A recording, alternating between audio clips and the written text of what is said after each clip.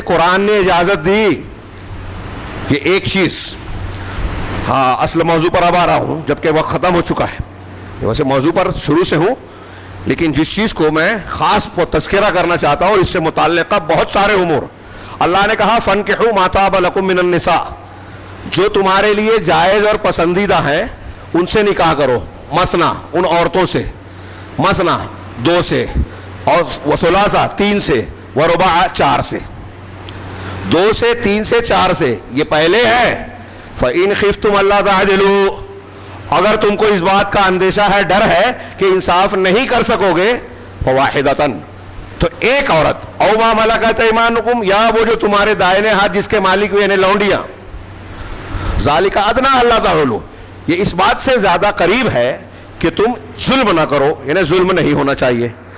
اب ہمارے ہاں جو لوگ مخالفت کرنا چاہتے ہیں، ناپسند تو کرتے ہیں لیکن بول نہیں سکتے، تو کہیں گے کہ دیکھیے اللہ نے شرط رکھی ہے انصاف، اور انصاف نہیں کر سکتے تو ایک سے زیادہ نہیں کرنے کا۔ بالکل صحیح بات ہے، اور نہیں کر سکتے تو نہیں کرنا چاہیے، لیکن کیا کوئی انصاف نہیں کر سکتا؟ اگر کوئی انصاف کر نہیں سکتا، اسی قرآن میں آگے ہے کہ تم اگر چاہو بھی تو عورتوں کے درمیان پورا برابری نہیں کر سکتے، لیکن تم ایک کی طرف پورے طریقے سے مائل نہ ہو جاؤ۔ تو کہتے ہیں کہ دیکھیے بعض لوگوں نے کہا، منکرین حدیث نے کہا، پرویز وغیرہ نے، کہ یہ جو آگے کی آیت ہے نا اس سے منسوخ ہو گئی، یہ والی 2 3 4 والی۔ کیسے؟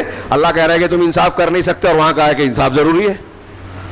ارے وہاں بھی جہاں کہا کہ تم برابری نہیں کر سکتے تو ایک سے طرف پورے مائل نہ ہو جاؤ، جب 2 رہیں گی تبھی یہ بات آئے گی نا، تو یہ منسوخ نہیں ہے، قرآن سے بالکل واضح ہے۔ تو مائل نہیں ہونا۔ اللہ کے رسول صلی اللہ علیہ وسلم نے کتنی شادیاں کی؟ بیک وقت آپ کی 9 یا 9 سے کو کبھی ایک زیادہ، ایک ہی وقت میں بیویاں رہیں، یہ آپ کی خصوصیت تھی، اس کی اپنی تفصیلات ہیں، اس پر علماء نے اعتراضات کیے، غیر مسلم دنیا اعتراض کرتی ہے کہ آپ شہوت پرست، آپ یہ وہ، ان لوگوں نے کتابوں کی شکل میں جواب دیا۔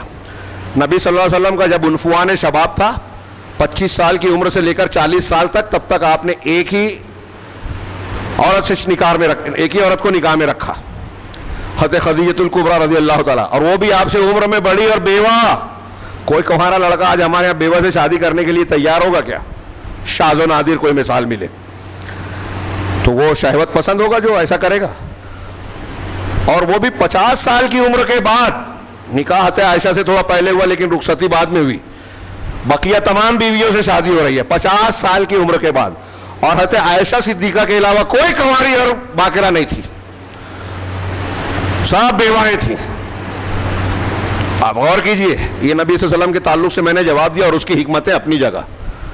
تو آپ کی اتنی بیویاں تھیں اور ساری بیویاں اور سارے لوگ جانتے تھے کہ آپ کی زیادہ محبت ام المومنین حضرت عائشہ صدیقہ سے ہے، یہ ازواج مطہرات بھی جانتی تھی، اسی وجہ سے آخری وقت میں سب نے اپنی باری عائشہ کو دے دی، حضرت عائشہ صدیقہ رضی اللہ عنہ کو، کہ ہماری باری پہ نہ رہیں، آپ حضرت عائشہ کے گھر پہ رہیں۔ تو یہ زیادہ محبت ہونا جس میں بس نہیں ہے، اس میں برابری نہیں کر سکتے، اور جو آپ کر سکتے ہو اللہ اس کے بارے میں سوال پوچھے گا۔ تو اللہ کے رسول انصاف کرتے تھے، محبت زیادہ ایسے ہی۔ تو میں جب یہ کچھ آگے آ رہا ہے، میں نے اس پہ نکات میں لکھا ہے کہ اعتراضات کیا کیا کیے جاتے ہیں، تو اس میں ایک اعتراض یہ بھی کرتے ہیں، اور خاص طور سے ہمارے ہاں خواتین کرتی ہیں، مائیں بہنیں غور سے سنیں، یہ ان کے خلاف نہیں، ان کے حق میں ہے، قرآن حدیث کی تعلیم، اور اگر آپ ناپسند کریں گے تو کافر ہو جائیں گے۔ میں عرض کر رہا ہوں کہ اس میں فائدہ ہے، نقصان نہیں ہے، لیکن دین کی بنیاد پر ہمارے معاملات نہیں ہوتے اس لیے نقصان نظر آتا ہے۔ تو آپ کہتے ہیں کہ انصاف نہیں ہوگا، تو میں سوال کرتا ہوں کہ اولاد میں انصاف کا حکم ہے کہ نہیں ہے؟ اولاد میں انصاف کا حکم ہے نا، روایتوں کا موقع نہیں ہے، سب جانتے ہیں، لیکن کوئی مرد یا کوئی عورت یہ نہیں کہتی کہ ایک بچے کے بعد دوسرا پیدا نہیں کرو، 2 3 4 ہو جائیں گے تو انصاف نہیں ہوگا، پھر اللہ تعالیٰ ہم کو پکڑے گا، کوئی نہیں کہتا۔ سنا ہے آپ نے کہ ایک سے زیادہ اولاد نہیں ہونا چاہیے اس بنیاد پر کہ انصاف نہیں کر سکتے؟ اگر ایسا ہی معاملہ ہے تو یہاں بھی بولنا چاہیے نا، انصاف اور ظلم کی اتنی فکر ہے تو۔ اصل میں آپ غور کریں کہ ایک شخص، میں کون سا پہلو پیش کروں؟ سب سے پہلے بنیادی چیز کو دماغ میں رکھیں کہ قرآن اور حدیث کے تعلق سے یہ ایک مومن کا مزاج ہونا چاہیے کہ اللہ اور رسول کی تعلیم ہے تو ہم سر جھکا دیں. رضیت باللہ ربا وبالاسلام دینا وبمحمد رسولہ. تفصیل کا موقع نہیں ہے. میں اللہ کے رب ہونے پر راضی ہوں. اب رب ہونے کی حیثیت سے اس نے جو حلال کی حلال، حرام کی حرام جو تعلیم دی ہمیں قبول ہے. محمد صلی اللہ علیہ وسلم کا دین اور اسلام کی تعلیمات ہمیں قبول ہے، ہم اس پر خوش ہیں. رضی تو خوش ہوا، میں راضی ہوا. آپ کسی چیز کو ناپسند کر رہے تو یہ اسلام نہیں ہوا، رضامندی نہیں ہوئی. تو پہلے اصولی طور پر یہ بات دماغ میں بٹھا لیجیے. جو میں نے بحث کی ہے، شروع کی ہے، یہ اصول اور دین کی بنیاد ہے. اگر آپ ناپسند کرو گے تو کافر ہو جاؤ گے. خواتین خاص طور سے سنیں، اگر آپ ناپسند کرو گے اللہ اور رسول، اللہ تعالیٰ نے اجازت دی 2 3 4 کی، آپ اس کو برا سمجھ رہے ہو. جو برا ہے اللہ اس کی اجازت دے گا. عقائد ہو تو اللہ اور رسول نے جو عقیدہ دیا ہے دنیا کے تمام مذاہب سے اچھا عقیدہ، اعمال و اخلاق ہو دنیا کے تمام اعمال سے بہترین،